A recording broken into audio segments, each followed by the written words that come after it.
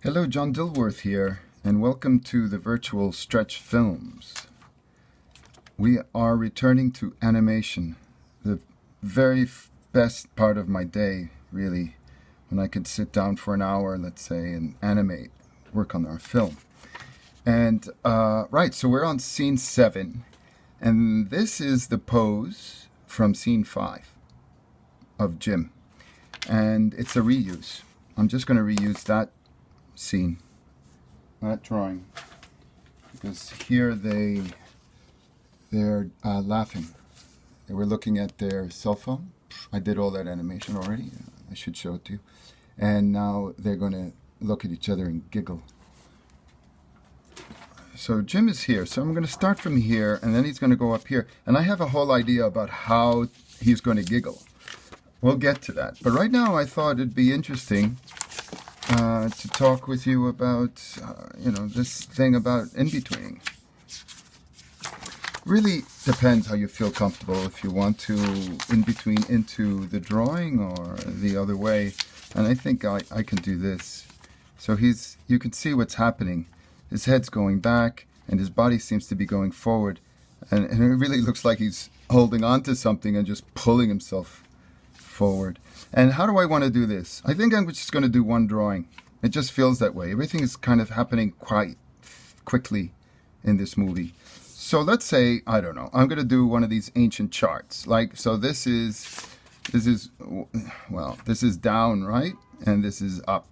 And this is half between them. And I think what I'm going to do is lean towards here.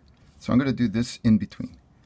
So it's really, if you think about it, it's like this. And this is pacing.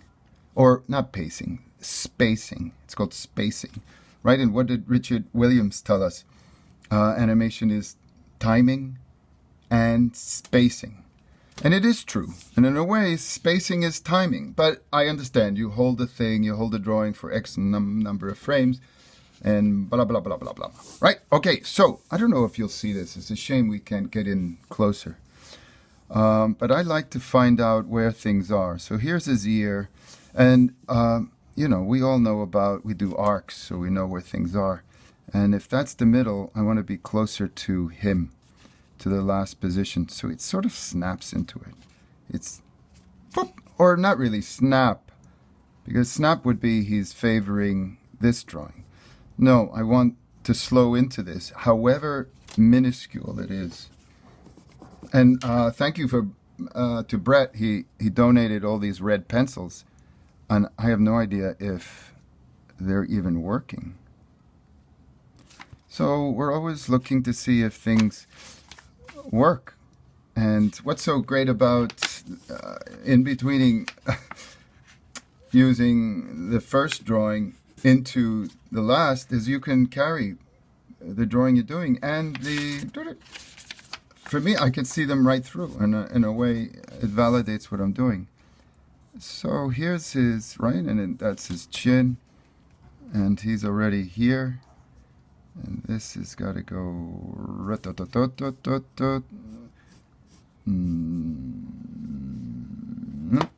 right, sometimes we just go, so we know that his chin, whoops, where's my eraser, my filthy little eraser, wash your hands after that.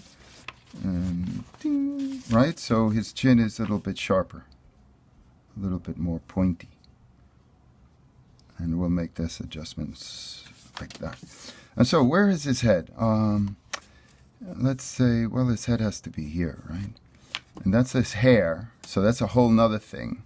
Well, I'm not going to draw that right now. I'm just going to get his head. So if that feels right. And then, of course, the big landmark is his nose. So here's one tip, here's another. I'm just going to draw this little arky. And then also he's going backwards. So maybe his eyes we need other information. We need information to help us get there. And here's his eye here. So let's say we put his eye not half, just a little bit less than half, more than half, a little bit more than half. So that almost is half. So I'm going to not do that. I'm going to go right here. And it's totally okay. It's normal. Here's half, right? So here's his eye. I'm going to put this eye here. And Jane is here, right? So you know eyes are going, and here's a pupil, here's the pupil, right? So that's got to be there. So that looks good. Here's a pupil, there's a pupil, there's that. So now we know where the eye to the nose is. You see there's a little space here, so that could help us.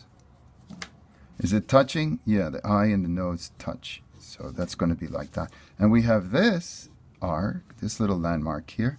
Maybe his nose is here. Let's find out. We put it in. It's a little, yeah, it's a little, because he's going back. That's the problem. He's got a little pushback. It's not a straight head tilt back. He's got a little something else going on. And that, well, there's a nose, and here's this nose, and this goes like this, right? So this actually should work. I don't know why it's not. Oh, that's better.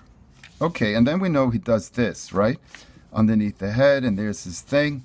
And then let's say you see this mouth. There's a little shape right there underneath that. So let's just go ahead and do that. And there's the edge of his mouth, and there's another one, and we want to be half, so we're going to be there. And then we just connect it. This is all in red. We do this in red.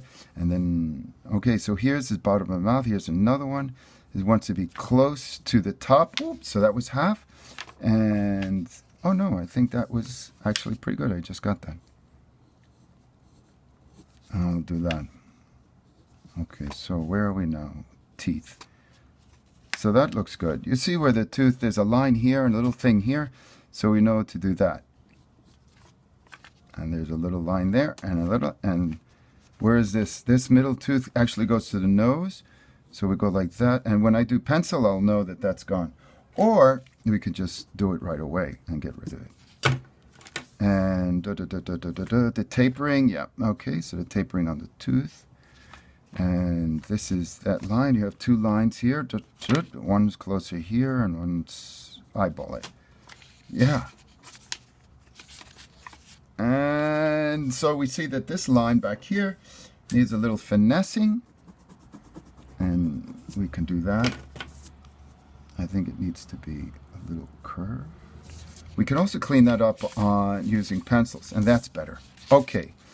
So he's got eyebrows, and the eyebrows are always above this head. So let me see. There's that one, right? So sometimes we can just, yeah, that works, right? That works. But we're not robots. And what's so lovely now that I think about it is that it won't be accurate, not mathematically accurate, which also gives it its life.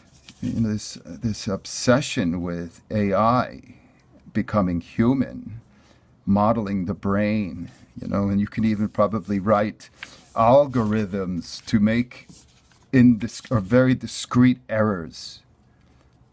But the absolute perfection is kind of, I don't know, it seems sinister to me. Because there is no such a thing. It's like welding when you're making a machine, like a peg that has to be exactly, you know, perfect. Or pieces of an airplane. If something's off, where are you? You're a rocket down to the earth. All right, so this is funny. So we see his head. And it's got these, I guess, this landmark to here, and this is what I did.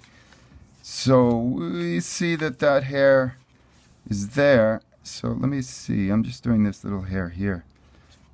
That could work. Yeah, that could work. And here's this thing, and it goes to here. So we know that there's an arc there. Now this could be tricky now. Let's be brave. We always have an eraser. We have an eraser. And you can look for this landmark and this landmark and this thing and that's that thing and there's that thing. So it has to be closer to that. All right, we can even draw even looser so that it's not so committed. And this will have to be up here. And let's see where we are. So he's here. So this is going to there. So we can barely see it, but we know the shape of the head, so that helps us. And then the rest, let's be lazy. Yeah, and it has this little goofiness to it. Is the volume right? Maybe this could go in a little bit. And it's all about questioning your volume. Always looking at your volume, because you don't want it going off model too much, unless that's the game. So I think that looks pretty good. Of course, you're all, you could all criticize me later and say, oh no, Dilworth, that line on the... And that's the story, Morning Glory. And here's this. I'm deliberately avoiding talking about things that really are important to me, because they could be depressing, right? And we have animation to distract us. But at the same time, I always believe that we should be turned on to what's going on. I mean, it's part of our animation to be as informed as possible. And unfortunately, I don't want to be prejudiced in any way, but I don't have a television. And I have a few hardcore independent journalists that I follow, and I always try to compare what they report to what I get from what they call the media monopolies. You know what they are. So this is the kind of stuff that animators talk about when they're sitting around doing their animation.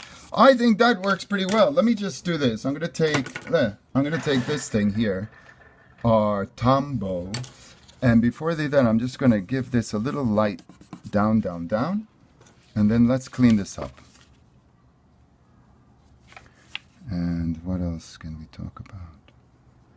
Oh, I guess I should begin talking about Goose in High Heels. We are getting closer and closer to having an online premiere, the launch. And it's going to be a really big deal, because I want it to be a kind of fundraising for me. And what I mean by that is I want to set up a pay-per-view. I'm going to have the full 22-minute uncut film, unedited film, followed by another 22-minute documentary of me talking about the process of making it and my intentions. And I think that's going to be worth the $1.99. And that way I could use those monies to help fund our friend here, Jim, so he could entertain, I guess, whoever wants to be entertained by it. So you see, this thing is really working out. It takes a little time, of course, these close-ups, but this is where the real emotions are. The big, broad action, you can get away with a lot less accuracy, because it's big and broad. And this video may be a little bit longer, but I guess you can always fast forward or avoid it. So here it is. It's all happening. And I'm so excited to share this with you. All right, so here's another thought. I must confess, I'll make a confession, because we're all colleagues together on this. I love making these videos because it inspires me, it motivates me further to actually get the work done. It actually helps me sit in front of this desk. And I think that's important too. There are other motivations in the past that I'm not proud of, but I must admit that they are real and they're human, and that is fame.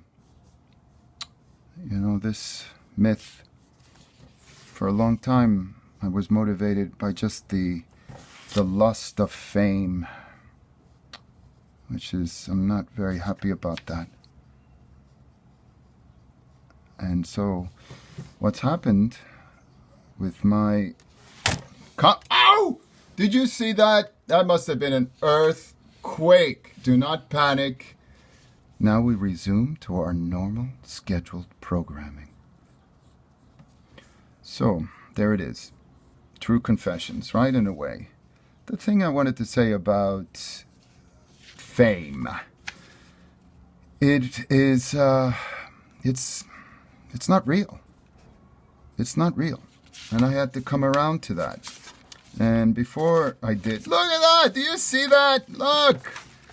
Here, and then we do this. Then we take this middle drawing and tra, and there's Jim's head.